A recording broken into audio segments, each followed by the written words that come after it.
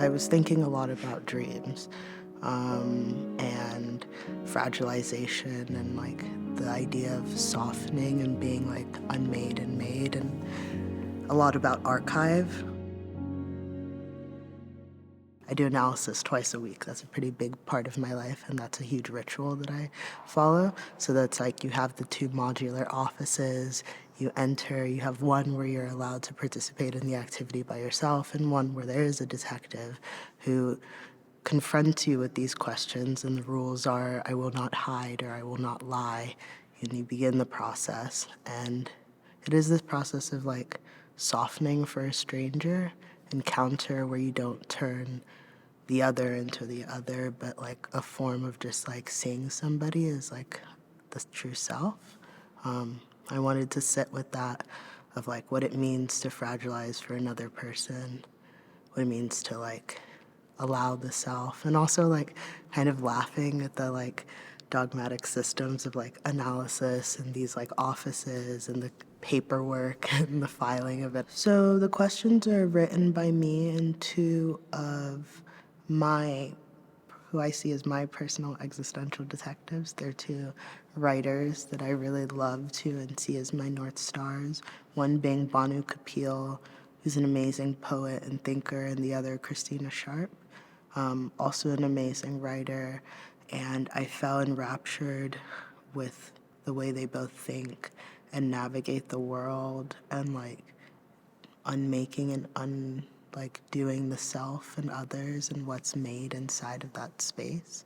So I asked them to help me write the questions, and together we kind of formed what these like rules of softening were, and like how does one encounter a stranger and like be able to like let go of something. I'm all about collaboration. The individual disappears, and together we find a new sort of like selfhood in that.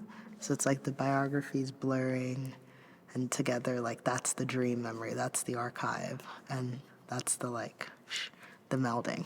I'm so into like where the melting, the blur. Yeah, I'm all about the collective blur. So it's like I want to archive, I want to blur together, want to soften. Inside of that, the fragilization happens, and then you can like the new stories are formed. For me, it was like that became one that I was like drawing a lot.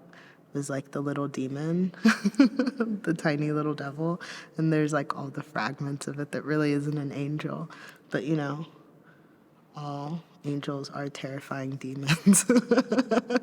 Yeah, it became an obsessive thing for me to draw that little demon figure for a while. So then I felt it fitting. It's kind of my dream analyst office.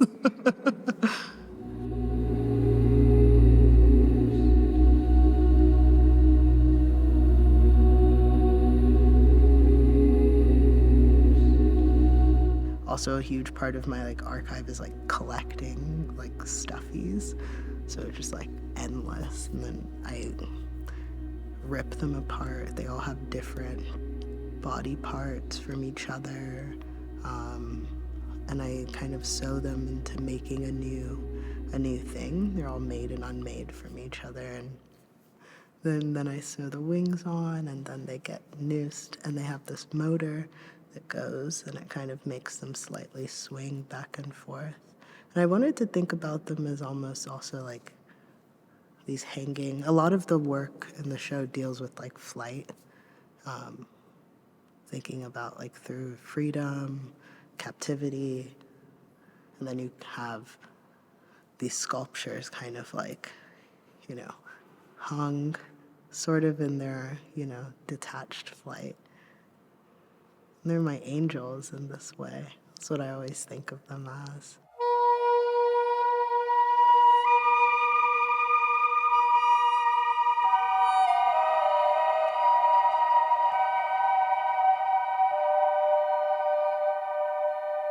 I wanted you to feel a little bit smaller, like just a little tiny. I wanted to feel like you were getting a little squished, which is a feeling that like I'm constantly searching for, you know.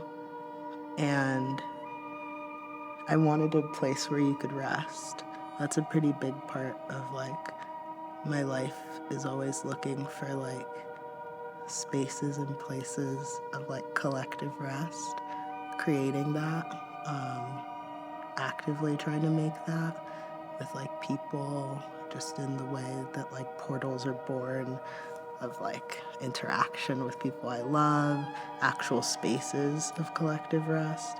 And the teddy bear is a big motif for me. I was obsessive with my teddies when I was younger. I carried them everywhere, like everywhere.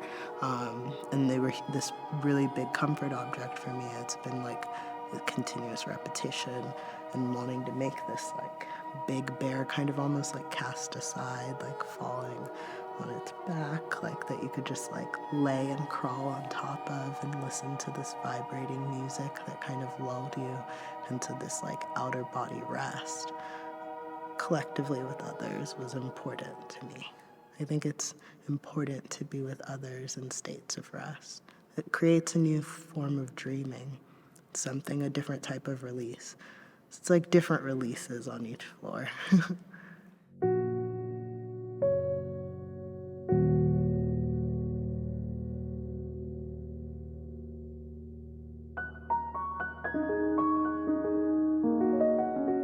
on the top floor, like I kind of have a bit of a trap for the butterflies in this way that is their utopia, but then they're also trapped inside of there, and then you have me flying. Sky Song was this poem that I wrote a long time ago in this book that I actually came out last year called But Did You Die, which is a collective like diary of prayers that I wrote for like over the course of 8 years, which fragment into like a lot of my work. Because everything's just one big poem, really. So Sky Song was birthed from my need for like escapism, freedom, weightlessness, and this like constant like dedication I have to like escape and flight. I'm a pilot, I fly. It's been like a hobby of mine since I was young, and it's the place where I feel the most safe is in the sky. And I wrote this poem. I wrote this prayer to the sky. I wrote this like ritual of freedom, and I wanted to sing it. I wanted to pray in the sky. I made them their perfect paradise. And they're these like black swallowtail butterflies that are very also important to me in my practice and how I think through like nature and the parallels a lot. So they're also like a butterfly that I've worked with a lot continuously, like the black swallowtail, and having them like breed, be born, die in that space is like important. And that's what's interesting about both, because you have the flight of the butterflies, then you have the video, because it's this both parallels of flight and freedom, captivity, violence, continuous, and you're in the dream. It cycles again and again. Everything you meet slightly changes you, and you're changed with it, and that is the miracle, you know?